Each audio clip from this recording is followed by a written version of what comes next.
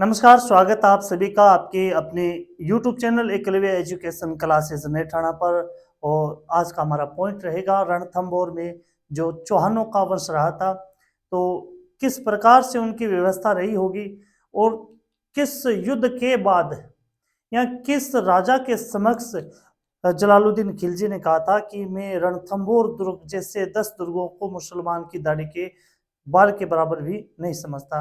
तो जुड़िए हमारे एकलव्य कोचिंग क्लासेस नेठाना से। और आज का हमारा पॉइंट है रणथंभौर। जैसे अब रणथंभौर के चौहान, तो चौहानों की हम उत्पत्ति जैसे हमने पहला पढ़ा था कुछ सोर्स के माध्यम से कि चौहानों की उत्पत्ति मानी जाती है स्पादलक से, और वहां से विशलदेव चौहान ने चौहान वंश की स्थापना की थी। उसके बाद अजमेर में, अजमेर के बाद रणथंभौर, कोटा, बूंदी, सिवाना या फिर नाडोल, जालोर, सिरोही, इन क्षेत्रों में चौहान वंश का शासन रहा था। तो आज का हमारा विषय है रणथंभौर चौहान। जब अजमेर के पृथ्वीराज चौहान तृतीय को मोहम्मद गोरी के द्वारा अपने क्षेत्र में कैदी बनाकर के ले जाया गया, तब जब उसे कैदी बनाकर ले जाया गया तो पृथ्वीराज चौहान के छोटे भाई थे हरिराज। हरिराज ने पृथ्वीराज के लड़के गोविंदराज को भगा दिया था अजमेर से, और गोविंदराज भाग करके आ गया था रणथंभौर में। तो यहाँ पर चौहान साम्राज्य की स्थापना करने वाले थे रणथंभौर के अंदर गोविंदराज गोविंदराज गोविंदराज रणथंभौर रियासत में चौहान साम्राज्य की स्थापना करने वाले शासक है वो गोविंदराज है। गोविंदराज ये शासक जरूर बने थे, लेकिन जब मोहम्मद गोरी गजनी गया था पृथ्वीराज चौहान को लेकर के, तो उसने दिल्ली पर अपना अधिकार कर लिया था और दिल्ली पर अपना एक गुलाम छोड़ दिया था। और तब से 1206 से यहां पर गुलाम वंश शुरू हो गया था, वो था कुतुबुद्दीन ऐबक गुलाम वंश दिल्ली के अंदर 1206 से लेकर के 1290 तक रहा था। उसके बाद खिलजी वंश की शुरुआत होती है। तो कहानी क्या होती है सुनिए आप, कि गोविंदराज राजा बने थे रणथंभौर के, तो ये दिल्ली दरबार के गुलाम थे। इनकी गुलामी उन्होंने धारण कर ली थी और एक मोटी कर राशि वो गुलाम वंश के शासक कुतुबुद्दीन ऐबक को दिया करते थे। अब इनके बाद गोविंदराज के बाद एक शासक आते हैं वल्लभन शासक आते हैं। अब कुतुबुद्दीन के बाद, आराम शाह के बाद इल्तुतमिश शासक होते हैं गुलाम वंश में। तो वल्लभन ने क्या किया कि इल्तुतमिश को मना कर दिया कि मेरे द्वारा न तो कोई आपको कर दिया जाएगा और न ही मैं आपकी गुलामी धारण करूंगा। तो इस प्रकार तो इल्तुतमिश इससे क्रोधित हो गया और उसने वल्लभन पर आक्रमण कर दिया। वल्लभन दुर्ग को छोड़ करके जंगलों में रहने लगा। ये दुर्ग को छोड़ करके जंगलों में चला गया। इसके बाद वल्लभन के बाद शासक बनते हैं पलाद के बाद में वीर नारायण के बाद बाणभट्ट।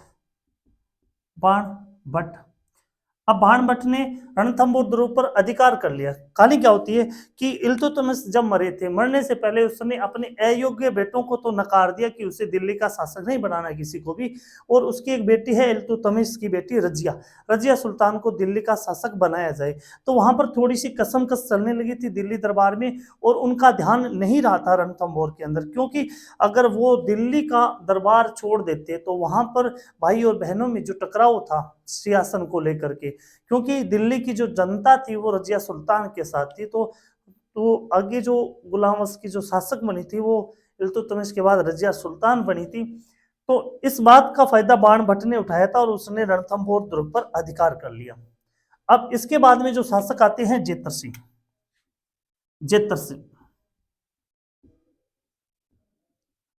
अब जेतर सिंह जब शासक बने थे, तो जेतर सिंह को हराने के लिए वल्लभन नामक सेनापति आया था गुलाम वंश की ओर से, गुलामों की ओर से, दिल्ली दरबार की ओर से। वल्लभन ने यहाँ पर आक्रमण किया था। और रणथंभौर दुर्ग से पहले एक दुर्ग आता है जाहिन का दुर्ग,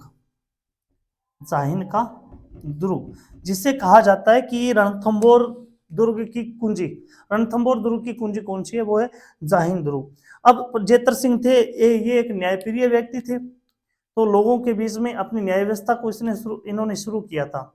अब इनकी मृत्यु के बाद इनका बेटा था हमीर देव चौहान। हमीर देव चौहान ये शासक बने थे रणथंभौर के, और इन्होंने जेतर सिंह की याद में 32 खंभों की एक छतरी बनवाई थी जिसे न्याय छतरी के नाम से जाना जाता है। ये हमीरदेव चौहान के द्वारा बनवाई गई थी और जेतर सिंह की याद में। इनका जो अंतिम और प्रतापी शासक हुआ था रणथंभौर दुर्ग में, तो वो शासक था हमीरदेव चौहान। हमीरदेव चौहान जो एक महत्वाकांक्षी राजा था, जो हट हट किया करता, एक प्रकार से हठी शासक था ये, ठीक है। तो हठी शासक था, इसने अपनी रणनीति बढ़ाई थी कि हमें साम्राज्य का विस्तार करना है।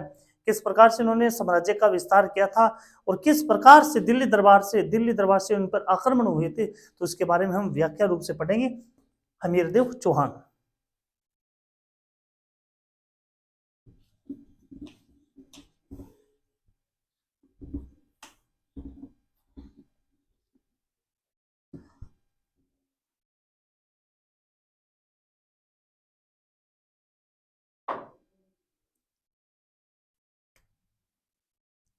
हमीरदेव चौहान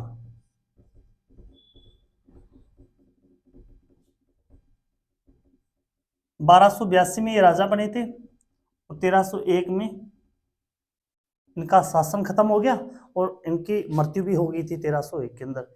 तो देखिए, जब ये शासक बने थे, इसे हट हट वाला राजा कहा जाता है। हट धर्मी, हट क्या करते थे, जिद किया करते थे। इन्होंने अपना साम्राज्य बढ़ाने के लिए शुरुआत कर दी थी विभिन्न शासकों पर आक्रमण करने की। तो हमीरदेव चौहान जो सवाई माधोपुर के रणथंभौर दुर्ग के शासक थे, तो उन्होंने अपना साम्राज्य बढ़ाने के लिए सबसे पहले मेवाड़ के जेतर सिंह सूर सिंह को हराया था। मेवाड़ के सूर सिंह को, उसके बाद मेवाड़ के बाद ये आबू पर इन्होंने अधिकार किया। आबू के बाद ये गुजरात गए थे, गुजरात में इन्होंने अधिकार किया था। इन्होंने पुष्कर पर भी अधिकार किया था, मालवा पर भी अधिकार किया था। यानी आसपास के जितने क्षेत्र थे, जहां तक वे पहुंचे, उन्होंने अधिकार किया था। यानी हमीरदेव चौहान ने 17 युद्ध लड़े थे, जिसमें से 16 युद्ध वो जीते थे।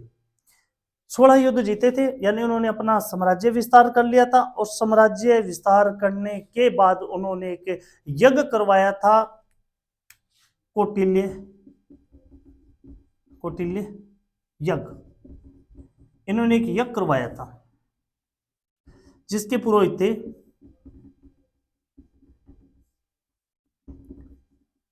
विश्वरूप। ये पुरोहित थे। इन पुरोहित की सहायता से उन्होंने एक युद्ध करवाया था। अब कहानी कहां से शुरू होती है कि अब दिल्ली दरबार के अंदर, अब देखो कुछ अलग अलग किताबों में अलग अलग देखने को मिलता है, लेकिन अमीर देव चौहान ने जब ये कौटिल्य यज्ञ करवाया, तब दिल्ली दरबार में हड़कंप मच गई। यानी उन्हें ये लगने लगा कि उनके नाक के नीचे एक राजा है अमीर देव चौहान रणथंभौर दुर्ग के अंदर, हो ना हो साम्राज्य विस्तार के आधार पर वो कभी भी दिल्ली पर आक्रमण कर सकता है। इसलिए उसको दबाने के लिए, उसको अपने गुलाम बनाने के लिए रणथंभौर दुर्ग पर आक्रमण करना जरूरी हो गया था। अब देखिए किस प्रकार से ये आक्रमण शुरू होता है।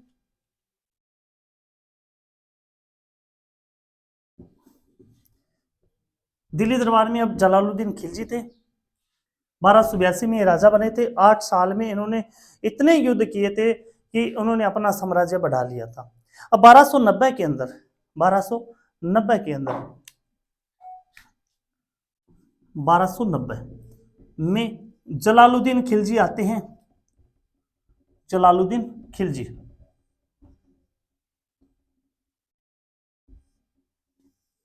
जलालुद्दीन खिलजी ने आक्रमण किया जाहिन दुर्ग पर। रणथंभौर दुर्ग से पहले जाहिन दुर्ग, जैसा मैंने आपको बताया था कि वो क्या था, रणथंभौर दुर्ग की कुंजी थी। जिस प्रकार से जालोर दुर्ग तक पहुंचने के लिए सिवाना दुर्ग को जीतना जरूरी था, यानी जालोर दुर्ग की कुंजी माना जाता है सिवाना दुर्ग को, उसी प्रकार से रणथंभौर दुर्ग की जो कुंजी मानी जाती है, ताला माना जाता है, वो माना जाता है जाहिन दुर्ग को। तो जलालुद्दीन खिलजी ने जाहिन दुर्ग पर आक्रमण कर दिया, जाहिन दुर्ग पर। अब देखो वहां पर शासन किसका था, हमीरदेव चौहान का। हमीरदेव चौहान ने अपना एक सेनापति भेजा था, गुरुदास सैनी को। गुरुदास सैनी को गुरुदास सैनी के नेतृत्व में अपनी सेना भेजी थी, और उस सेना ने इतना भयंकर आक्रमण किया था कि जलालुद्दीन खिलजी को वहां से भागना पड़ा था। जलालुद्दीन खिलजी को वहां से भागना पड़ा था। यानी जलालुद्दीन खिलजी के द्वारा जो रणथंभौर पर अपना अधिकार करने का जो मन उसने बनाया था, तो वो विफल कर दिया था। गुरुदास सैनी के नेतृत्व में जो सेना भेजी गई थी, उस सेना ने जलालुद्दीन खिलजी को विफल कर दिया। इसमें जीत किसकी हुई? हमीरदेव चौहान की। अब आगे क्या होता है? अब 2 साल के अंतराल के बाद जलालुद्दीन खिलजी दोबारा आते हैं 1292 में। 1292 में वो दोबारा आक्रमण करते हैं जलालुद्दीन खिलजी।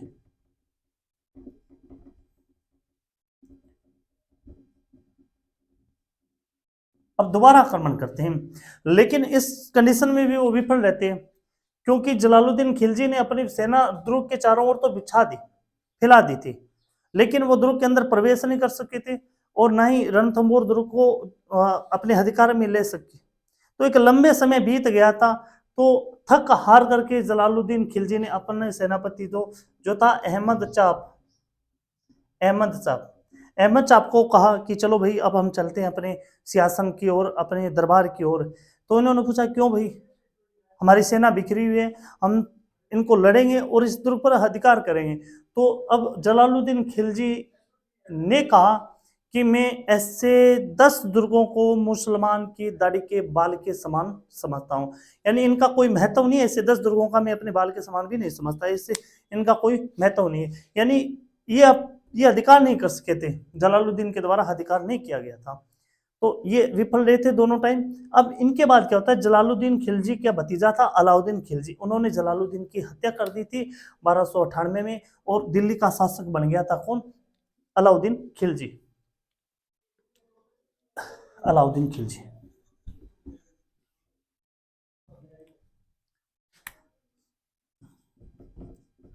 अलाउद्दीन खिलजी जब दिल्ली दरबार के शासक बने। अब देखिए कि अलग अलग पुस्तकों में हमें अलग अलग बातें मिली है, जैसे कन्नड़ दे प्रबंध, या फिर हो गया हमीर हट, या इनके समकालीन जो एक कवि थे दिल्ली दरबार की ओर से, अमीर खुसरो। तो इन्होंने अलग अलग बातें बताई हैं कि रणथंभौर पर उन्होंने चढ़ाई क्यों की। तो वो सभी मैं आपको बताऊंगा। कि पहले जैसे हम बात करते हैं कन्नड़ दे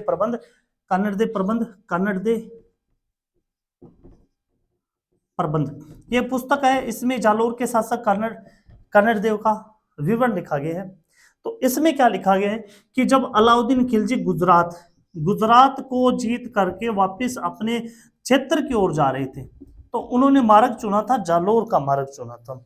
जालोर के रास्ते से होकर के वो जा रहे थे। अब बात क्या होती है कि जब वे जालोर से होकर के गुजर रहे थे, तो उनके जो शासक थे जालोर के शासक कन्नड़ देव ने इनको रोका। भाई क्यों रोका था? कि प्राचीन काल में क्या होता था कि किसी रियासत में से होकर के गुजरना पड़ता था, तो उनको एक कर देना पड़ता था। यानी उनके जो घोड़े होते थे या फिर जो भी उनकी सेना थी, जो रास्तों को तहस नहस कर देती थी, तो उनके पुनर्भरण के लिए एक कर लिया जाता था। तो कन्नड़ देव ने भी कर मांगा था कि आप ये कर दो। तो अलाउद्दीन खिलजी जो गुजरात क्षेत्र से धन लूट कर लेकर आए थे, और साथ में वे शिवलिंग को तोड़ करके लाए थे, ताकि दिल्ली में जाकर के उनको बिखेर दिया जाए, अपमानित कर दिया जाए। तो अब होता क्या है कि उनके साथ अलाउद्दीन खिलजी के साथ एक तो उल्गू खां थे, एक नुसरत खां, ये उनके साथ थे। अब कहानी क्या होती है कि जब ये जालोर में थे, तो जालोर में एक तो कन्नड़ देव ने बता दिया कि भी हमें कुछ कर दो, हमारा जो आप रास्ता यूज कर रहे हो तो आपको कर देना पड़ेगा। इसके अलावा अलाउद्दीन खिलजी के साथ उल्गू खां, नुसरत खां, और इनके जो साथ थे एक मंगोल के शासक थे, मोहम्मद शाह, मंगोली शासक मोहम्मद शाह। अब ये बात चल रही है कन्नड़ दे प्रबंध की, कि जब वो जालोर में थे, तो इनके ये मंगोल शासक मोहम्मद शाह ने और इन्होंने अलाउद्दीन खिलजी का विरोध कर दिया। भी इन्होंने कहा कि आप हमें क्या दो, इस धनराशि का 1/8 भाग हमें दे, 20% 20% भाग है जो हमने धन लूटा है, उसका भाग हमें दो। तो अलाउद्दीन खिलजी का विरोध करने पर अलाउद्दीन खिलजी इस बात से नाराज हो गया और नाराजगी होने पर इनका विरोध किया। मोहम्मद शाह भाग करके चले गए किस ओर, हमीरदेव चौहान की शरण में चले गए, हमीरदेव चौहान की शरण में चले गए। अब हमीरदेव चौहान की शरण में जाने के बाद अलाउद्दीन खिलजी ने हमीरदेव चौहान को ये संदेशा भेजा था कि उनका जो दुश्मन आपके क्षेत्र में आया है आप उन्हें वापस लौटा दीजिए। लेकिन हमीरदेव चौहान ने कहा कि जो मेरी शरण के अंदर आया है मैं उसकी रक्षा जरूर करूंगा। दूसरी ओर जब इनके बीच में लड़ाई चल रही थी तो जालोर की सेना ने इनका धन लूट लिया था, जालोर की सेना ने धन लूट लिया था और अपने दरबार में चले गए थे। अब कहानी कहां से होती है कि अलाउद्दीन खिलजी ने हमीरदेव चौहान को मोहम्मद शाह को छुड़ाने के लिए इन पर आक्रमण किया था। हमीरदेव चौहान ने मोहम्मद शाह को नहीं छोड़ा था। इस बात का गुस्सा अलाउद्दीन खिलजी को हो गया था और उन्होंने हमीरदेव पर आक्रमण किया था। ये बात चली अपनी कन्नड़ प्रबंध के अंदर। दूसरी पुस्तक है हमीर हट। इस पुस्तक में क्या लिखा गया है, हमीर हट में लिखा गया है कि ये बात तो सही है लेकिन इसके साथ साथ एक घटना और भी घटी थी कि अलाउद्दीन खिलजी की पत्नी थी चिमना देवी, उसको प्रेम हो गया था किससे, मोहम्मद शाह से। यानी मोहम्मद शाह और चिमना दोनों एक दूसरे से प्रेम करते थे। इस बात का पता अलाउद्दीन खिलजी को लगा। जब खिलजी को लगा तो इसने विरोध किया। तब ये भाग करके किसकी शरण में चले गए, हमीरदेव चौहान की शरण में चला गया। अब तीसरा जो अमीर खुसरो थे, इनके साथ थे गुलाम अलाउद्दीन खिलजी यानी दिल्ली दरबार के कवि थे। तो उन्होंने क्या बताया था कि हमीरदेव चौहान और अलाउद्दीन खिलजी दोनों ही महत्वाकांक्षी राजा थे, अपने साम्राज्य को बढ़ाना चाहते थे। तो साम्राज्य को बढ़ाने की नीति के आधार पर यानी अलाउद्दीन खिलजी जब इस सवाई माधोपुर यानी रणथंभौर दुर्ग से निकलते थे तो हमीरदेव चौहान के द्वारा कर लिया जाता था। इस बात की नाराजगी हो गई थी अलाउद्दीन खिलजी ने, तो उन्होंने ये मनसा बना ली कि हमीरदेव चौहान को हराया जाए और रणथंभौर दुर्ग पर अधिकार किया जाए। तो इस प्रकार से अलाउद्दीन खिलजी ने अपना रुख किस ओर कर लिया था, रणथंभौर की ओर कर लिया था। अब क्या होता आगे देखिए।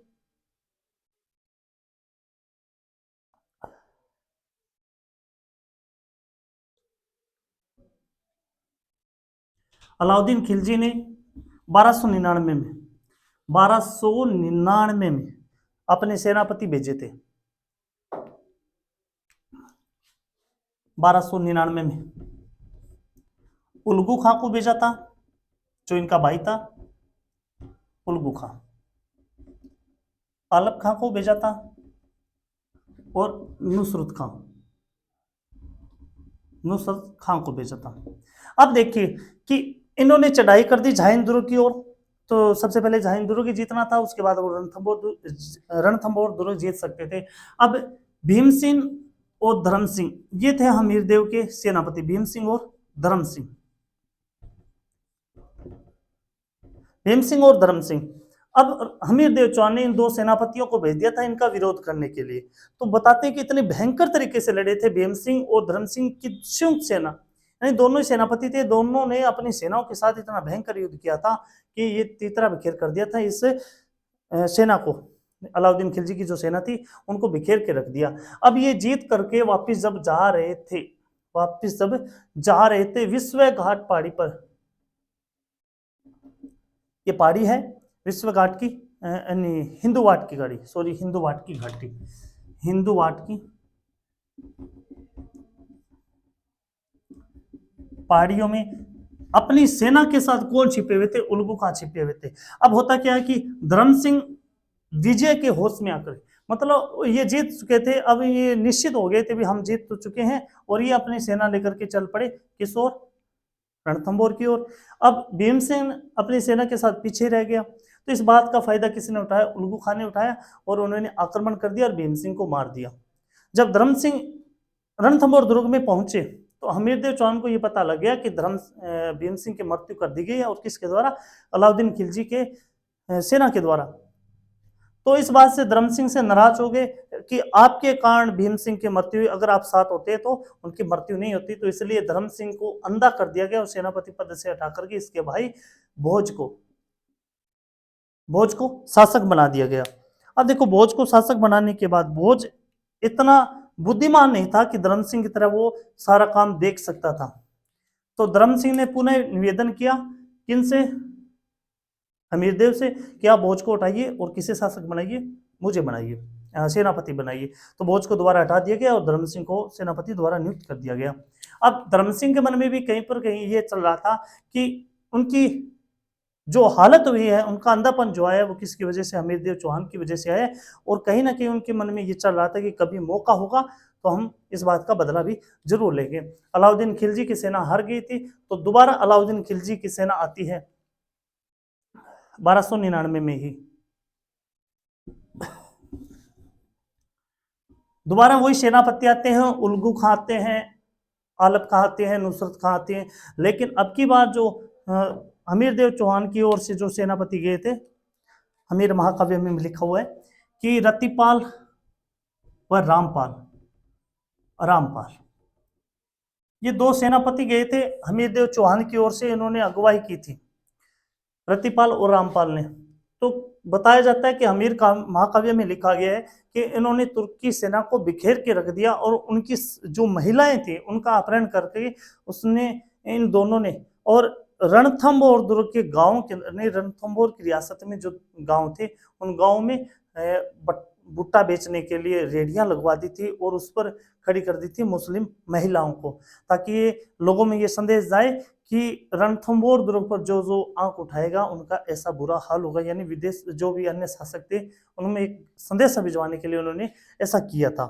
लेकिन ये कहानी यहाँ तक खत्म नहीं होती कि अलाउद्दीन खिलजी उसे पूरी मंशा ये बना ली थी कि उन्हें कैसे भी करके चौहान को हराना है और रणथंभौर पर अधिकार करना है। अब दोबारा क्या, सन 1300 ईस्वी के अंदर, सन 1300 ईस्वी के अंदर दोबारा आते हैं कौन, अलाउद्दीन खिलजी की सेना, अलाउद्दीन खिलजी की सेना। अब देखो इन्होंने एक कूटनीति चली थी, उन्होंने दो ही बातें रखी थी कि एक तो ये रखी थी कि संधि की जाए, उन्होंने ये भ्रमित बातें फैला दी कि अलाउद्दीन खिलजी संधि करना चाहता है और उसके साथ साथ उनकी एक मंशा थी कि वो संधि के मामले में उलझे रहेंगे, ऊपर से हम कर देंगे आक्रमण। तो अलाउद्दीन खिलजी ने उल्गू खां को भेजा, उल्गू खां को भेजा कि आपको दिल्ली सल्तनत के शासक अलाउद्दीन खिलजी आपके साथ संधि करना चाहते हैं। तो संधि में उन्होंने क्या क्या डिमांड रखी थी, वो डिमांड रखी थी कि उन्हें 4 लाख मुद्राएं दी जाए। किसको दी जाए, अलाउद्दीन खिलजी को। 4 परगने दिए जाए और साथ में इनकी बेटी थी चौहानों की, देवलदे, हमीरदेव चौहान की बेटी थी देवलदे। तो देवलदे की शादी किसके साथ की जाए, खिलजी के साथ की जाए। तो इस बात का विरोध कर दिया था किसने, हमीरदेव चौहान ने, कि मैं 4 लाख मुद्राएं देने के बजाय 4 लाख निशान कर दूंगा अलाउद्दीन खिलजी के शरीर पर, ना तो मैं परगने दूंगा ना कोई वैवाहिक संबंध अपनाऊंगा। तो इस बात से फिर अलाउद्दीन खिलजी फिर गुस्सा हो गए, लेकिन उन्होंने फिर कूटनीति अपनाई कि कैसे भी करके हमें क्या करना है, इनको दबाए रखना है, हमीरदेव चौहान को, उन पर विजय प्राप्त करनी है। तो दोबारा उन्होंने ये नीति अपनाई कि वे रणथंभौर चौहान के शासक हमीरदेव के साथ संधि करना चाहते हैं और इस संधि में सामान्य ही बातें होगी। तो इस आधार पर अलाउद्दीन खिलजी ने वहां तक संदेशा पहुंचाया, कहां पर, रणथंभौर के शासक हमीरदेव चौहान के पास संदेशा पहुंचाया कि वे कुछ संधि करना चाहते हैं। तो संधि करने के लिए उन्होंने पहले हमीरदेव चौहान ने रतिपाल को भेजा अलाउद्दीन खिलजी के पास। अलाउद्दीन खिलजी ने उसको प्रलोभन देकर के, रतिपाल को प्रलोभन देकर के कि भी जब मैं इस पर अधिकार कर लूं तो आपको शासक बनाऊंगा। तो रतिपाल किस ओर आ गया, अलाउद्दीन खिलजी की ओर आ गया, भी मैं आपके साथ हूं। और रतिपाल की सहायता से रामपाल को भी इन्होंने अपनी ओर कर लिया। अब इन दोनों ने क्या किया, रणथंभौर दुर्ग के ऊपर कुछ ऐसे दो दरवाजे थे, द्वार थे, तो वहां से उन्होंने सेना हटा दी थी इन दोनों ने, तो इनके लिए आसानी हो गई अंदर जाने की। दूसरी बात, रतिपाल और रामपाल ने जितने भी खाद्यान्न की वस्तुएं थी उनमें हड्डियों का चूरा मिला दिया था, तो खाद्यान्न वस्तुएं खाने योग्य नहीं रहती। अब करे क्या, हमीरदेव चौहान ने, जब अलाउद्दीन खिलजी की सेना इस दुर्ग में प्रवेश करने लगी और किन की सहायता से? रतिपाल और रामपाल की सहायता से। तो हमीरदेव चौहान के सामने एक ही कंडीशन थी कि यहाँ तो आत्मसमर्पण किया जाए या फिर युद्ध किया जाए। तो हमीरदेव चौहान ने यहाँ पर युद्ध की चुनौती स्वीकार की थी। उन्होंने केसरिया किया था, केसरिया धारण किया था। अब हमीरदेव चौहान की पत्नी थी रंग देवी, रंग देवी, और इनकी बेटी देवल देव। देवल देव के नेतृत्व में हुआ था जल जोहर। अब जल जोहर हुआ था और केसरिया राजस्थान का एकमात्र जल जोहर है, ये रंग देवी के द्वारा किया गया जल जोहर और केसरिया यहां पर हो गया। तो ये राजस्थान का पहला साका था 11 जुलाई 1301 को, 11 जुलाई 1301 को यह पहला साका था। यहां पर हमीरदेव चौहान मर गया। और कुछ विद्वान ये भी बताते हैं कि त्रिनेत्र गणेश जी का मंदिर है रणथंभौर दुर्ग में, और उसके पीछे शिव जी का मंदिर है। तो वहां पर हमीरदेव चौहान ने अपना शीश काट करके वहां पर भेंट कर दिया था भगवान शिव के चरणों में। तो जैसा भी हो, हमीरदेव चौहान का शासनकाल यहाँ पर समाप्त हो जाता है और अलाउद्दीन खिलजी के द्वारा उलगू खां को यहाँ पर सेनापति नियुक्त कर दिया जाता है, इसका प्रभारी नियुक्त कर दिया जाता है।